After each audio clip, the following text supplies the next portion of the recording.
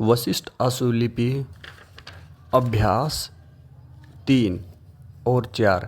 जहाँ तक पहले प्रश्न का संबंध है, जो व्यवस्था दूषित थी अब सरकार के हाथों में आने से उस व्यवस्था में कुछ संशोधन होगा। इसमें कुछ अधिक संदेह तो प्रतीत नहीं होता, लेकिन फिर भी इतना अवश्य है कि सरकारी मशीनरी को बिल्कुल दूध का धुला हुआ नहीं माना जा सकता है। जो व्यवस्था दूसरों के हाथों में थी, सरकार के हाथों में आने से वह सर्वथा समाप्त हो जाएगी, ऐसी बात तो नहीं है, परंतु फिर भी मेरा अपना विश्वास इस प्रकार का है कि सरकार इस संस्था को उसी पवित्र उद्देश्य से चलाने के लिए प्रयत्नशील होगी जिन उद्देश्यों को लेकर इस संस्था की नींव डाली गई थी। जहाँ तक हिंदी की प्रगति का संबंध है, उसके संबंध में तो मैं केवल इतना ही कहना चाहता हूँ कि सरकार की नीति के लिए इससे बड़ा प्रमाण देने की आवश्यकता नहीं है। पिछले 12 वर्षों के समय में यह सरकार जिस मंथर गति से चल रही है, मेरा अपना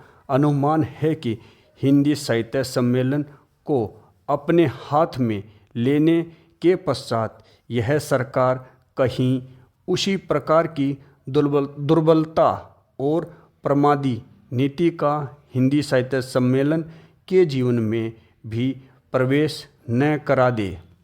मेरा यह विश्वास है कि इस विधेयक की जिस धारा में यह कहा गया है कि अन्य भाषाओं का साहित्य भी देवनागरी लिपि में प्रकाशित किया जाएगा, वह बहुत हितकर होगा। हमारे देश का यह एक बहुत बड़ा अभाव था, जिसको कि हिंदी साहित्य सम्मेलन द्वारा इस प्रकार पूरा किए जाने का प्रयास किया जाएगा। और कुछ दिन पूर्व मैंने इस प्रकार का एक प्रस्ताव भी इस सदन में दिया था। मुझे इस बात को कहते हुए प्रसन्नता है कि मुख्यमंत्रियों का सम्मेलन जो इस भारत की राजधानी दिल्ली में हुआ था, उसमें इस बात को स्वीकार किया गया। सभापति जी, भारतीय स्वाधीनता संग्राम के समय 2 नारे हमारे देशवासियों को सुनने को मिले, एक लखनऊ से और दूसरा इंदौर से। लखनऊ में तिलक ने यह नारा लगाया कि स्वराज्य हमारा जन्मसिद्ध अधिकार है, और इंदौर से हिंदी साहित्य सम्मेलन के अध्यक्ष पद से महात्मा गांधी जी ने कुछ समय पश्चात ही यह नारा लगाया कि हिंदी का प्रश्न स्वराज्य के प्रश्न से कहीं अधिक बड़ा है। आगे चलकर ये दोनों नारे साथ साथ मिलकर चले और भारतीय स्वाधीनता संग्राम के दोनों ही अंश बन गए। श्रीमान, यह देश का सौभाग्य था कि जो साहित्यिक क्षेत्र के नेता थे, वही नेता राजनीति की बागडोर भी अपने हाथों में लेकर चल रहे थे। इसका सुपरिणाम यह हुआ कि जब देश स्वतंत्र हुआ और जब स्वतंत्र होने के पश्चात देश की राजभाषा बनाने का निर्णय होने लगा, तो उसी पृष्ठभूमि में हमने यह निश्चय किया कि स्वाधीन भारत में 15 वर्ष के पश्चात हिंदी राजभाषा घोषित की जाएगी। हिंदी साहित्य सम्मेलन को राष्ट्रीय महत्व की संस्था घोषित करते समय मुझे लगता है कि सरकार के सामने 2 दृष्टि बिंदु थे।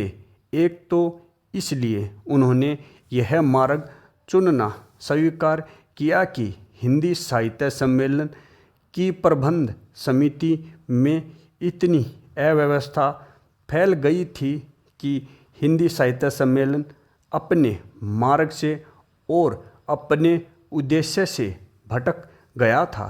पर्याप्त दिनों में प्रतीक्षा की गई कि हिंदी साहित्य सम्मेलन के कार्यकर्ता कुछ सावधानी और समझदारी से काम लेंगे, लेकिन जब वे ऐसा नहीं कर पाए तो विवश होकर सरकार को इस प्रकार की अव्यवस्था करनी पड़ी। दूसरी चीज़ यह है कि सरकार ने संविधान में हिंदी को राजभाषा के पद पर आसीन करने के लिए यह निश्चय लिया कि इस कार्य को अपने हाथ में ले और हिंदी की प्रगति को आगे बढ़ाए। पूर्ण विराम।